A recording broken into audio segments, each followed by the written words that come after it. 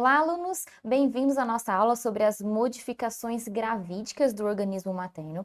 Essa é uma aula um pouco mais conceitual, com um menor número de questões sobre esse tema, mas não deixa de ser uma aula importante, que vai ajudar a gente lá na frente a entender a fisiologia por trás dessas modificações, que ajudam a compreender as diferentes patologias que acometem as gestantes em casos de gravidez de alto risco. Vamos então falar nessa aula sobre as principais adaptações que acontecem no organismo materno à gravidez, as modificações sistêmicas e também as modificações locais. Não deixa de ser um tema fascinante para mim da obstetrícia, porque a gente vai entender como o corpo da mulher ele se modifica para ser capaz de receber, gerar e dar à luz a essa nova vida. Começando falando sobre as principais adaptações que acontecem nesse organismo, a gente tem que todo esse processo de mudanças anatômicas e funcionais acontecem desde o início da gravidez, quando a gente tem lá a presença de células trofoblásticas no ambiente intrauterino. Tudo isso com o objetivo de se adaptar para a presença daquele feto em desenvolvimento. E um órgão fundamental aqui é a placenta, que ela vai exercer uma função endócrina muito importante e também vai modificar a resposta vascular. Tudo isso vai alterar o equilíbrio, a homeostase local. E por meio da produção celular de hormônios e outras substâncias, como substâncias vasodilatadoras, vai alterar todo o funcionamento de quase todos os sistemas maternos para se adaptar a essa nova condição. A placenta, então, ela tem uma função com a produção de fatores angiogênicos e vasodilatadores, como, por exemplo, a prostaciclina. A gente vai falar aqui sobre duas alterações essenciais à gravidez que acontecem no sistema circulatório, aí envolvendo sistemas hematológico e cardiovascular, e no sistema endócrino. Então, são como alterações fundamentais iniciais. Começando falando sobre o sistema circulatório, a gente tem alterações importantes no volume e na constituição do sangue. Falando primeiro das alterações do volume, o que a gente observa é um aumento do volume sanguíneo materno. E esse aumento desse volume sanguíneo, ele já pode ser observado logo no começo da gravidez, tendo início por volta aí da 6ª semana de idade gestacional. E a gente tem que esse aumento de volume, ele acontece aí próximo a valores de 30 a 50% maiores do que os níveis pré-gestacionais. E por que acontece esse aumento de volume sanguíneo materno? Porque a gente tem um aumento das necessidades de suprimento sanguíneo tanto nos órgãos genitais, aí especialmente no território uterino, porque a vascularização fica muito aumentada ao longo da gravidez, mas também para garantir uma reserva boa, porque a gestante ela vai ter uma perda sanguínea importante no momento do parto. E o que está por trás para conseguir ter esse aumento do volume sanguíneo materno? A gente tem um equilíbrio entre os fatores envolvidos na retenção e na excreção de sódio e água. Então, com uma retenção maior de sódio, a gente reabsorve mais água e aumenta aí a volemia materna. Falado sobre o volume, a gente também tem alterações na constituição do sangue. O que a gente observa é um aumento no volume das células vermelhas do sangue. Mas veja que, apesar desse aumento no volume de células vermelhas, a gente tem que o aumento do volume plasmático ele é ainda maior. É por isso que o saldo final resulta em uma hemodiluição sanguínea, que a gente fala que acontece nas mulheres grávidas, porque o aumento do volume plasmático ele é maior do que o aumento que acontece aí nas células vermelhas do sangue. E isso a gente pode observar aqui neste gráfico. Veja que a gente tem esse aumento de volume plasmático, que ele é de uma ordem maior do que o aumento da massa eritrocitária. Então, o saldo final fica como o aumento da volemia com esse fenômeno da hemodiluição, porque a volemia ela aumenta em níveis maiores do que o aumento da massa eritrocitária. Ainda falando então da composição, das alterações que acontecem nessa composição sanguínea, a gente falou sobre o aumento do volume eritrocitário absoluto, e isso se dá por conta do aumento dos níveis plasmáticos de eritropoetina. A eritropoetina, ela é um hormônio glicoproteico que controla a produção de células vermelhas do sangue. Também temos em relação às células brancas um aumento dos leucócitos. Uma gravidez normal, ela espera-se valores de leucócitos totais entre 5.000 e 14.000. E a gente tem que os valores de leucócitos, eles podem chegar no momento pós-parto imediato a 29.000. E parte da explicação para essa aumento, essa leucocitose importante, que é considerada normal na mulher grávida, pode ser por conta da atividade das adrenais no momento de estresse, como, por exemplo, no momento do parto. E nas plaquetas também observamos alterações, que é uma redução das plaquetas. Essa redução é explicada também pelo próprio fenômeno da hemodiluição sanguínea, mas também nós temos eventos de coagulação intravascular que acontecem no leito útero-placentário. Então, pequenos eventos trombóticos que resultam num consumo de plaquetas, então diminuindo o número de plaquetas disponíveis. Também temos a presença de níveis mais elevados dessas substâncias, que chama tromboxano A2. Essa substância, ela promove uma agregação plaquetária. A redução de nível de plaquetas é esperada nas mulheres grávidas, de forma que a gente considera uma plaquetopenia na gestante quando temos níveis inferiores a 100.000 por milímetro cúbico. Outra parte importante, pessoal, é que nós já vimos, ouvimos falar que a gestante ela tem um estado de hipercoagulabilidade. E a que se deve esse estado protrombótico das mulheres grávidas? Primeiro, temos um aumento do fibrinogênio e de outros fatores procoagulantes, e também temos uma redução do sistema fibrinolítico. E parte que explica essa redução da atividade fibrinolítica é porque a gente tem uma elevação dos inibidores dos ativadores de plasminogênio. Vamos entender aqui.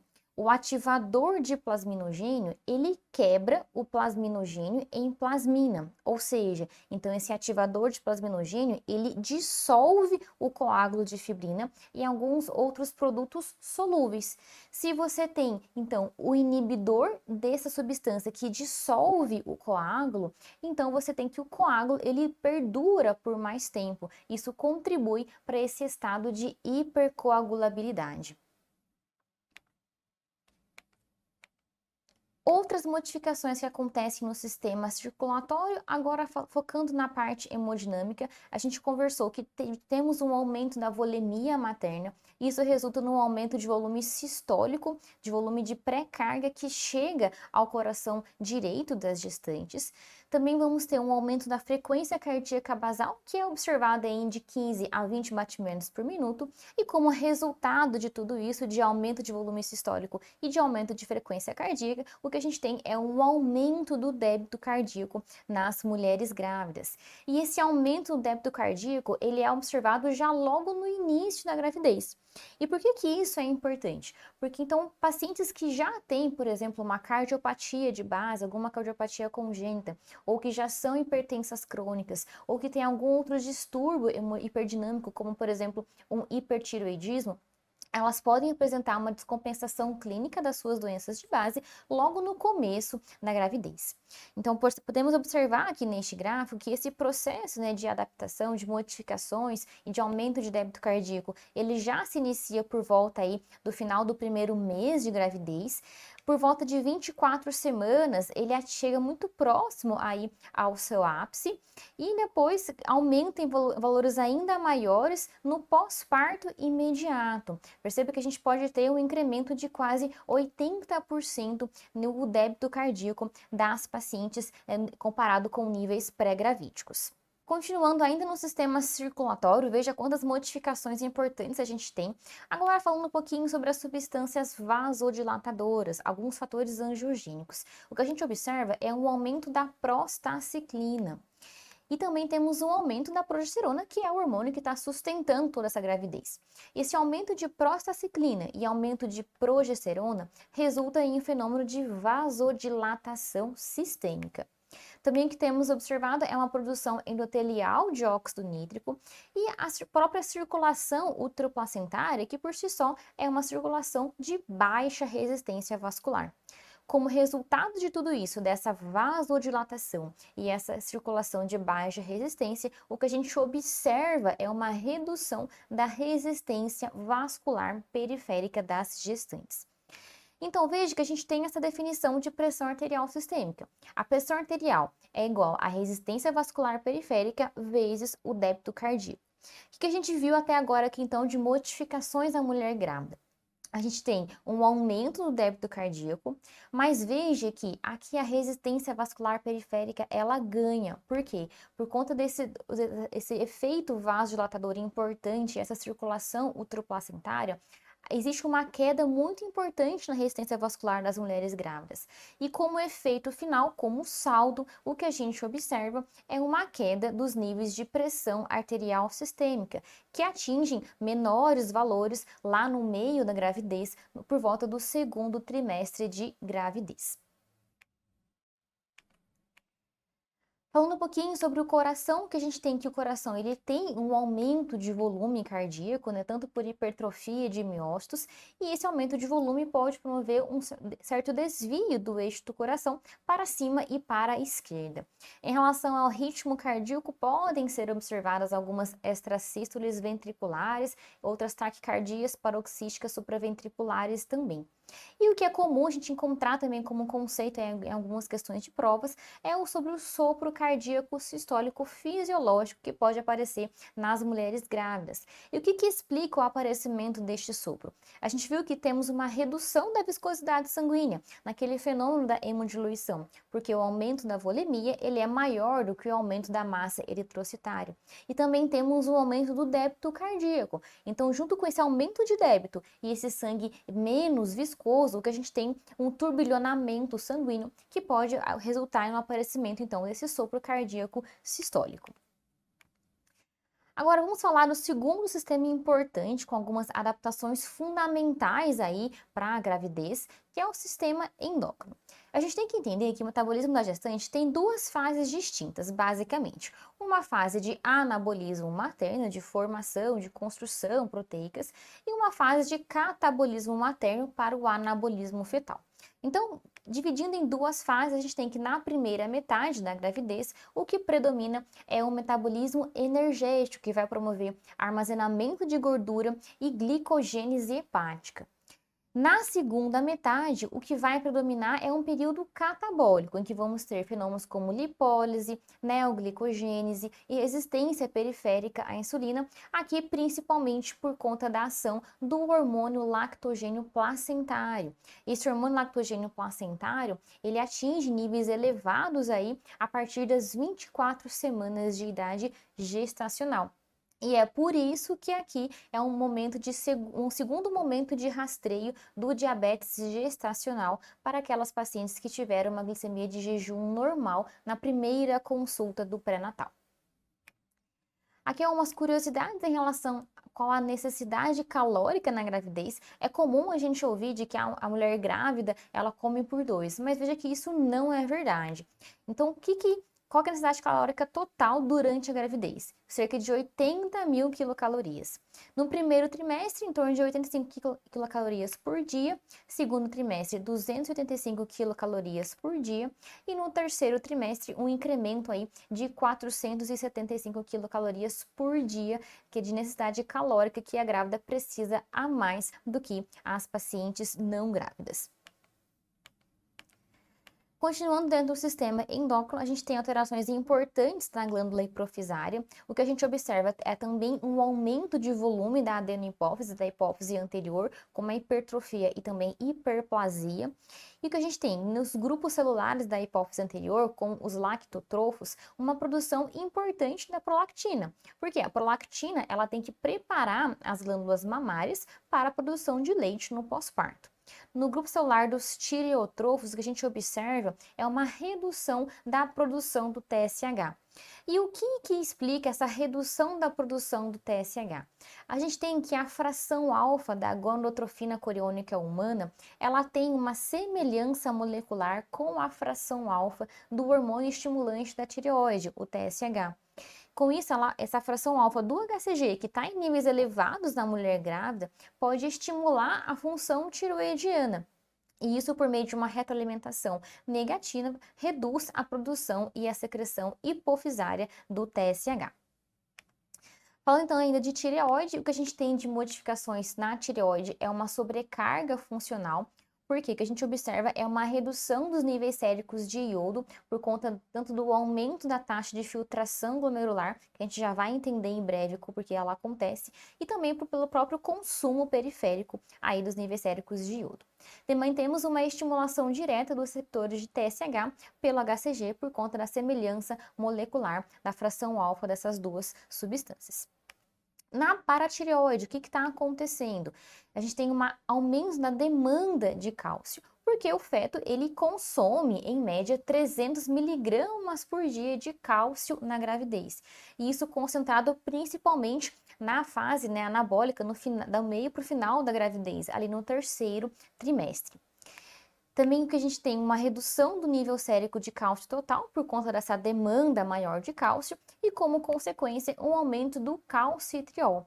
Porque o calcitriol ele vai promover essa absorção de cálcio pelo sistema digestório na tentativa de aumentar os níveis séricos de cálcio total que se encontram reduzidos por conta dessa demanda maior deste íon, desta substância.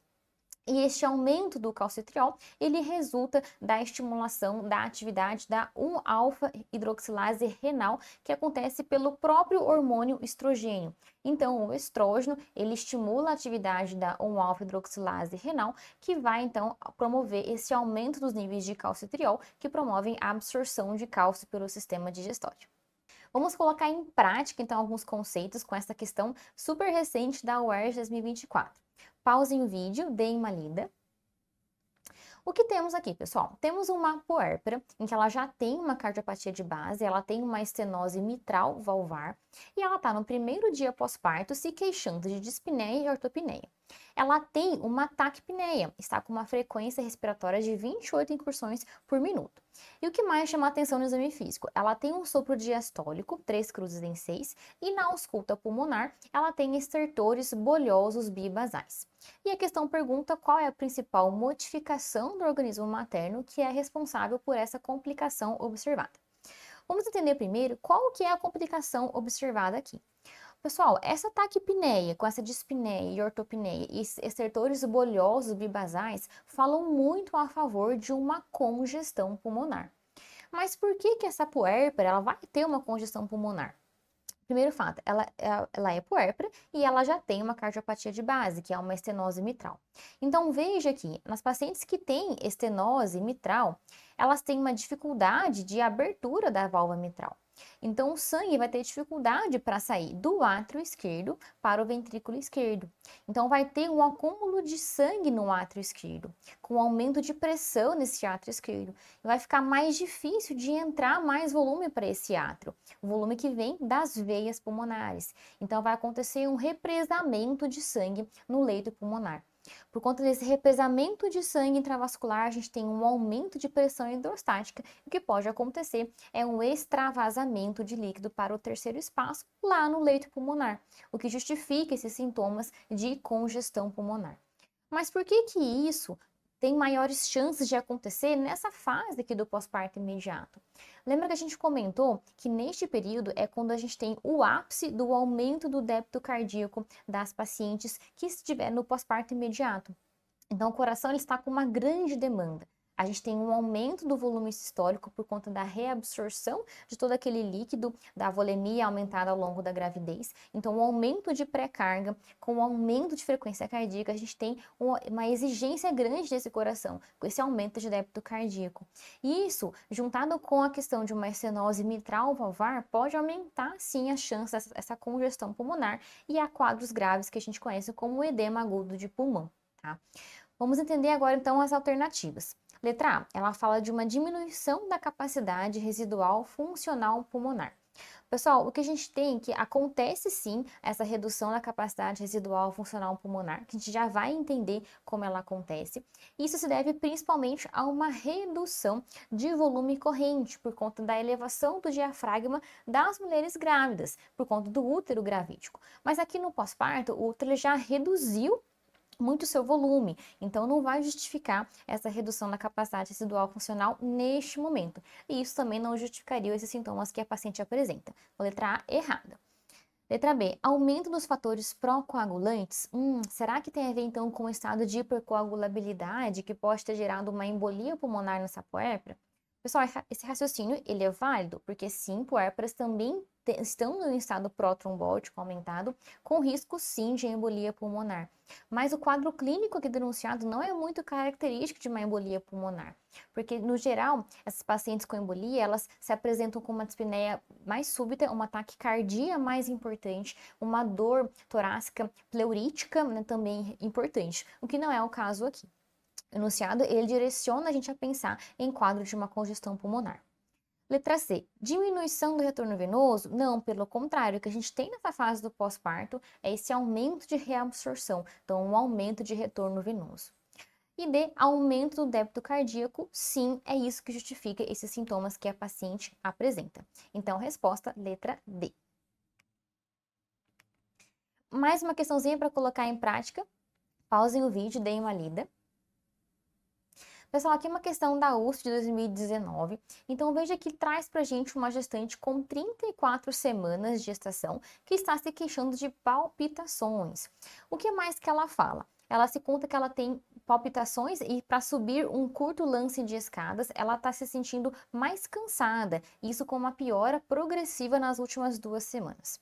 E ela também tem um sopro sistólico, aí uma cruz em 6, enfoque aórtico acessório e um edema 2 cruzes em membros inferiores. Ele pergunta qual que é a principal hipótese diagnóstica. Letra A, uma insuficiência cardíaca congestiva. Pessoal, para a gente pensar numa ECC, é uma paciente que vai estar toda encharcada. Então, além de edema importante de membros inferiores, ela vai se manifestar com também sinais de edema pulmonar, de congestão, com estertores em bases, pode se apresentar com uma hepatomegalia também, o que não é o caso aqui. Então, um pouco provável a letra A de uma insuficiência cardíaca congestiva. B. Anemia fisiológica da gravidez. Pessoal, para a gente falar numa anemia fisiológica, a gente teria que ter acesso a algumas informações para isso. Então, por exemplo, algum valor de hemoglobina, ou falar que ela realmente está muito descorada, o que não é o caso aqui, tá? Então, não parece também ser a letra B a resposta da questão. C. Alterações normais da gestação? Sim, pessoal, porque a gente viu que acontece na gravidez a presença desse sopro sistólico por conta do fenômeno do aumento de débito cardíaco e também da hemodiluição gravídica. Isso pode resultar neste sopro, que pode também resultar em edemas de membros inferiores por conta desse aumento da volemia, com algum extravasamento de líquido para o terceiro espaço, tá? E essa gestante, ela já está bem no final da gravidez, né? Um útero já gravídico de volume grande, com 34 semanas de gestação. Isso pode aumentar a compressão sobre a veia cava, o que dificulta o retorno venoso, acumula esse sangue venoso que promove esse extravasamento ainda mais para o terceiro espaço e piora o edema de membros inferiores. Então, a letra C, a resposta correta. Letra D, estenose aórtica reumática. Uma paciente com uma estenose aórtica com 34 semanas, ela teria queixas muito mais expressivas e importantes, um sopro mais importante e mais sintomas mais proeminentes. Vamos agora falar de algumas outras modificações sistêmicas. A gente já conversou então sobre alterações fundamentais que acontecem no sistema circulatório, no sistema endócrino. E agora vamos falar dos outros órgãos. O que está acontecendo na mulher grávida? Primeiro, em relação à pele e os anexos, o que a gente tem é que por conta do aumento da progesterona, que é esse hormônio que está sustentando a gravidez, isso também leva ao aumento da produção e da secreção do hormônio melanotrófico lá na hipófise. O que acontece? Esse hormônio melanotrópico, ele vai agir sobre as moléculas de tirosina na pele e vai induzir uma produção aumentada de melanina. E a melanina, ela vai provocar essa hiperpigmentação na pele das mulheres grávidas. A gente tem, por exemplo, que aparece como cloasma ou melasma, que são essas máculas hipercrômicas que podem acometer o rosto das gestantes. Atenção que essas manchas elas podem piorar com a exposição solar, então sempre reforçar com as mulheres grávidas o uso do filtro solar. E, em geral, costumam desaparecer depois da gravidez. Também temos a linha negra na região abdominal, também resultante dessa hiperpigmentação. E vamos ter nas mamas o sinal do Hunter, que é aquela pigmentação periareolar, que determina o surgimento de uma areola secundária. No sistema esquelético, o que que acontece? A gente tem um fenômeno importante da embebição gravídica.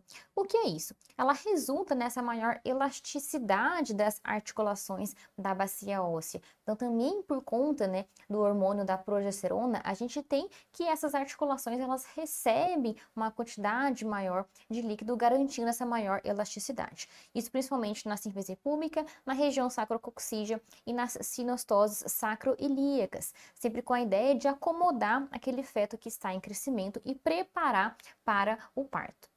Por conta disso, a gente também observa um desvio do centro de gravidade materno.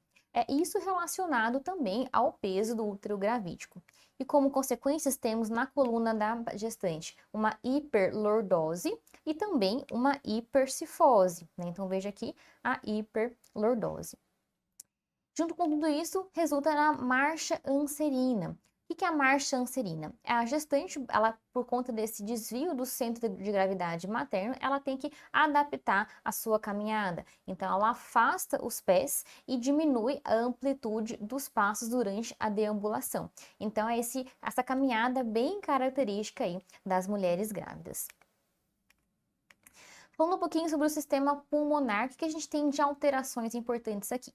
Pessoal, veja que a gente observa um aumento do volume corrente. Por quê? A gente tem que aumentar essa quantidade de ar que a gente inspira para suprir as demandas de oxigênio, que está sofrendo uma demanda muito maior por conta da maior massa eritrocitária, que a gente viu que aumenta essa massa eritrocitária, e também da quantidade total de hemoglobina circulante. Por conta disso, o que a gente observa é também um aumento da capacidade inspiratória, que nada mais é do que o volume corrente somado àquele volume de reserva inspiratório. Temos uma redução do volume residual. Pessoal, por quê? A gente tem que, com o crescimento do útero gravídico, ocorre uma elevação do diafragma. E isso, então, reduz esse volume residual. Como consequência disso, reduz também a capacidade residual funcional, que nada mais é do que o volume residual somado a esse volume de reserva expiratório. E como consequência, como saldo final, que a gente observa é uma redução da capacidade pulmonar total. A capacidade pulmonar total nada mais é do que a capacidade inspiratória somada à capacidade residual funcional.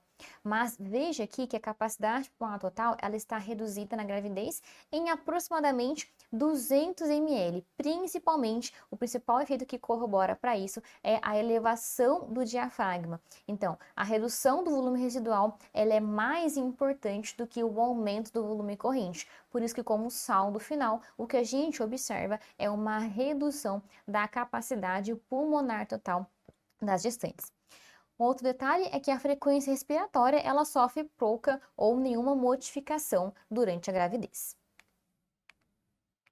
Em relação ao sistema renal, o que está acontecendo? A gente tem um aumento do ritmo de filtração glomerular, né? E por conta também do aumento da volemia em associação com a redução da resistência vascular periférica, tudo isso aumenta o fluxo plasmático sanguíneo para o glomérulo e vai acelerar então esse ritmo de filtração glomerular. Se está filtrando mais, vai sobrar menos substâncias no sangue da gestante. É por isso que a gente observa uma redução de níveis de ureia e de creatinina das mulheres grávidas. E no sistema digestório, aqui o conceito chave é lembrar da progesterona. A progesterona ela é um potente relaxante das fibras musculares lisas, então vai estar tudo mais devagar. Se a digestão estomacal fica mais devagar, isso vai resultar na pirose, naquela queimação, aquele desconforto pós-alimentar. Se o intestino está mais devagar, as pacientes grávidas elas têm mais tendência a serem constipadas.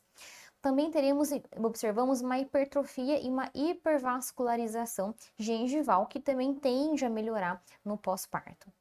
E a alteração na motilidade da vesícula biliar, predispondo a maior estase da vesícula com aquele acúmulo de bile que pode favorecer a litíase biliar. Colocando em prática mais uma questão pós-Invid de Imalida. Aqui a gente tem uma questão da USP de 2023. Este é enunciado. Então, pessoal, o que nós temos aqui? Veja que temos uma gestante com 24 semanas de gestação que ela vem em consulta e se queixa deste problema aqui na gengiva. Ela fala que apareceu essa bola vermelha e dolorida e que sangra quando ela vai escovar os dentes. E a pergunta pra gente qual que é a melhor conduta. Pessoal, o que a gente tem aqui é o que a gente chama de um granuloma piogênico gravídico. Por conta da própria proliferação gengival, que a gente viu que acontece como parte das modificações gravídicas, pode aparecer, né, essa massa que geralmente tem um crescimento rápido e é bem localizado, e que sangra facilmente ao toque, como no caso dessa paciente, que sangra quando ela escova os dentes, tá? E no geral, isso se resolve espontaneamente ao final da gravidez, sem ser necessário condutas mais invasivas, tá? Por isso que a resposta a essa questão é a letra A, que fala que a melhor conduta para isso é a gente apenas orientar a higiene bucal. Um pouco específica essa questão, mas a gente poderia usar o raciocínio de que para a mulher grávida, a gente quer ser o mínimo invasivo possível. Então, a gente tende a não fazer biópsia, ainda mais algo que sangra ao toque com a biópsia vai sangrar mais, então vai gerar mais desconforto para a paciente. A gente não vai fazer cauterização ou encaminhar para a exéresis. Espera a gravidez acabar, é um período autolimitado, e depois a paciente gestante ela vai avaliar, prosseguir a investigação, caso persiste essa lesão e não se trate de um granuloma piogênico da gravidez. Mais uma questão, pause o vídeo e deem uma lida. Uma questão da Henrique de 2021 que pergunta em relação às modificações fisiológicas no sistema respiratório. Uma pergunta bem direta. Pessoal, vamos lá. Letra A. Ocorre uma hipoventilação fisiológica? Não, na verdade é ao contrário, tem uma tendência à hiperventilação. Um aumento aí de volume minuto e aumento de volume corrente por conta do aumento da demanda de oxigênio. B, a capacidade pulmonar total não se altera? Não, né? A gente viu que a capacidade pulmonar total, ela se reduz. C, o volume corrente e o volume minuto diminuem? Não, a gente viu que o volume corrente, ele aumenta para aumentar por conta do aumento da demanda, né, de oxigênio. E o que é o volume minuto? Nada mais é do que o volume corrente multiplicado pela frequência respiratória. Então, a gente tem que o volume minuto também aumenta. E D, o volume residual diminui? Perfeito, essa é a resposta correta, porque a gente viu que por conta da elevação do diafragma como consequência do útero gravídico, que a gente tem essa redução do volume residual. Terminamos sobre as modificações sistêmicas, agora vamos falar de algumas modificações locais. Começando sobre as mamas, a gente viu que por conta desse aumento de volume de glândulas mamárias, as pacientes elas podem se queixar mais de dor, então de mastalgia. Também vimos efeitos na pigmentação, então a gente pode ter o sinal de Hunter, que é aquela areola secundária por conta de uma maior pigmentação ali ao redor. Também temos uma hipertrofia de glândulas sebáceas do mamilo, que são conhecidos como os tubérculos de Montgomery. E um aumento importante da vascularização por conta desse aumento de glândulas mamárias para preparar para a amamentação. E esse aumento de vascularização a gente chama de rede de Haller. Então veja aqui, né, exemplos de um aumento da vascularização. E aqui a gente consegue ver essa hipertrofia de glândulas sebáceas, são os tubérculos de Montgomery. E no útero, o que a gente tem de modificações? Então, um crescimento importante, né, por hipertrofia e hiperplasia celular, e alguns sinais importantes, né, que a gente também vai rever lá na aula de assistência pré-natal com o diagnóstico de gravidez. Então, o sinal de Egar, que nada mais é do que a flexão do corpo uterino sobre o colo, por conta do amolecimento do útero, principalmente naquela região do istmo. A gente tem o sinal de Piscasek, que é a própria assimetria uterina, que decorre da anidação, com o abaulamento local. E o sinal de Nobile-Boudin, que a gente tem o preenchimento do fundo de saco pelo útero gravídico. Então, se chega para a gente uma paciente que com atraso menstrual, a gente não tem acesso fácil a um ultrassom para avaliar idade de gravidez ou até mesmo a possibilidade de gravidez, a gente pode, através do exame de toque vaginal, tentar entender e estimar, né, a idade daquela gestação, através desse sentindo, né, o preenchimento do fundo de saco ou também sentindo o tamanho de volume uterino. Na região da vagina e vulva, que a gente observa no sinal de Kluge, um arroxeamento da mucosa vaginal, o sinal de Osiander com a pulsação de artéria vaginal e o sinal de Jacquemies, que é o próprio arroxeamento da mucosa vulvar. junto com a hipertrofia de células musculares e papilares da mucosa, e por conta de alterações hormonais importantes, então a gente vai ter alterações na composição do microbioma da vagina, da vulva da mulher grávida. Isso vai resultar em mudanças do pH vaginal. Aqui a tendência é as mulheres grávidas terem um pH vaginal mais ácido. Mais uma questão para colocarmos em prática da USP de 2024. Pause o vídeo, dê uma lida. Pessoal, aqui nós temos uma gestante que tem 32 semanas de gravidez e ela está se queixando de uma dor em baixo ventre há cerca de uma semana. E além disso, ela fala que essa dor ixi.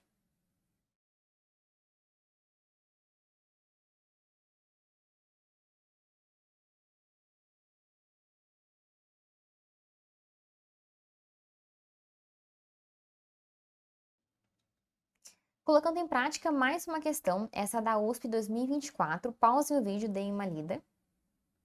Pessoal, aqui temos uma gestante com 32 semanas que se queixa de um excesso de trabalho atual e também de uma dor em baixo ventre há cerca de uma semana. Junto com isso, ela não está dormindo legal, ela tem essa dor e esse aumento da movimentação fetal que acontece à noite. Na dinâmica uterina, ela está ausente, então já sabemos que possivelmente não é um trabalho de parto essa dor, e a ausculta da frequência cardíaca fetal, ela está adequada em 144. No exame físico, o que mais chama atenção também é esse ligamento inguinal e a pub que estão dolorosos à palpação. Ele traz essa foto para a gente e pergunta qual que é a estrutura anatômica que pode ser responsabilizada pela origem desta dor. Então, pessoal, a gente viu que uma das modificações uterinas que acontece na mulher grávida é o próprio aumento do volume uterino. E lembrando que o útero não está solto na pelve, ele está preso, sustentado por ligamentos. Então, como decorrência desse aumento de volume uterino, a gente tem um aumento também dos ligamentos que sustentam o útero. Essa hipertrofia e hiperplasia dos ligamentos de sustentação uterina. Isso pode sim resultar em dor nas pacientes. Especialmente um ligamento que é o ligamento redondo, em que ele está voltado mais para a parte anterior do útero e eles têm a sua inserção distal próxima à região dos lábios externos. Então as pacientes elas podem ter essa dor irradiada para a região ali do baixo ventre, próximo à pub. E essa gestante, ela já está no finzinho da gravidez, está com 32 semanas. Então, imaginem que é um útero com volume gravídico já bastante aumentado e com esses ligamentos esticados aí e hiperplasiados, certo? E o que a gente tem aqui nessa foto? Então, o número 1 que está representando este ligamento redondo. A gente tem o número 2 aqui na região mais posterior, né, próximo ao saco, representando os ligamentos uterossacros. Aqui o número 3 representando a bexiga e o número 4 representando a pub. Então, a estrutura anatômica que é responsável por essa dor, né, com ligamento inguinal doloroso à palpação, é sim o número 1, que diz respeito ao ligamento redondo que está hiperplasiado e pode ser origem de dor nessas pacientes. Pessoal, é isso. Agradeço muito a atenção de vocês e contem com a gente para os seus estudos. Um abraço!